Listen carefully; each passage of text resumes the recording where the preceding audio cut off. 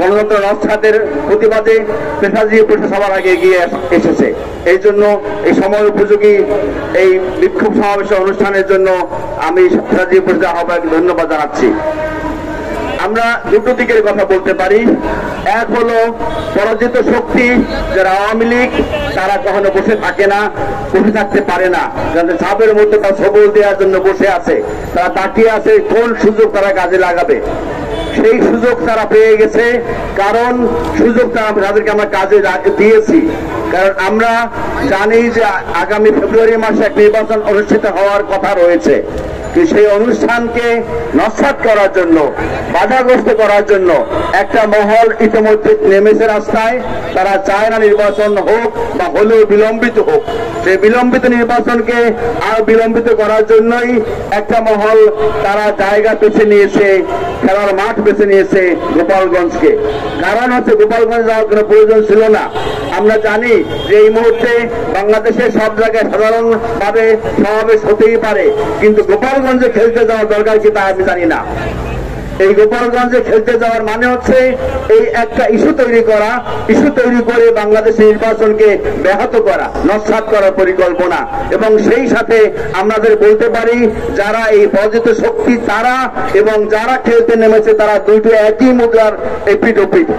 কারণ তারাই ওই সময় বিগত সময়কালে এদের সাথে ঘাপটি মেরে বসেছিল এবং তারাই এই বাংলাদেশের সুযোগ সন্ধানী ছিল। আমার বলতে বাধা নাই যে এরা আবার সরকারের পৃষ্ঠপোষকতা পাচ্ছে। আমরা আশা করি বাংলাদেশে অবশ্যই একটা অবাধ সুষ্ঠু নির্বাচনের দিকে এগিয়ে যাবে।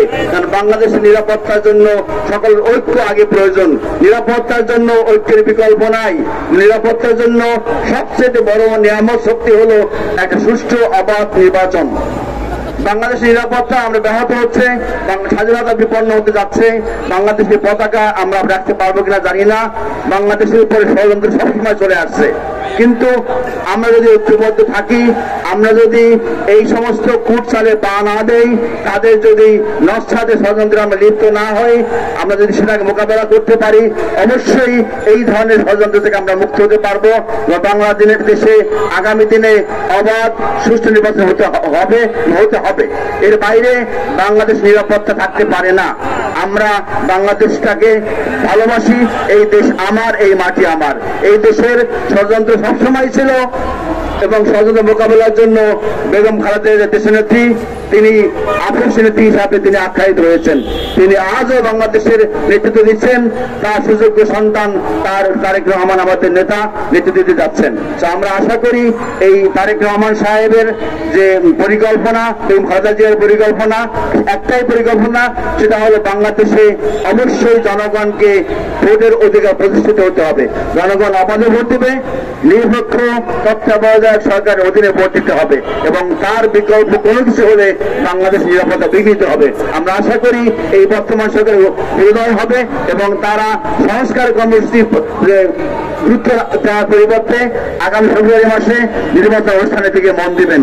আমরা এবং এই সময় যে খেলাধুলা চলছে সেই খেলাধুলা সহযোগিতা না করার জন্য সরকারকে অনুরোধ জানাচ্ছি। সবাইকে অনেক ধন্যবাদ। আসসালামু আলাইকুম।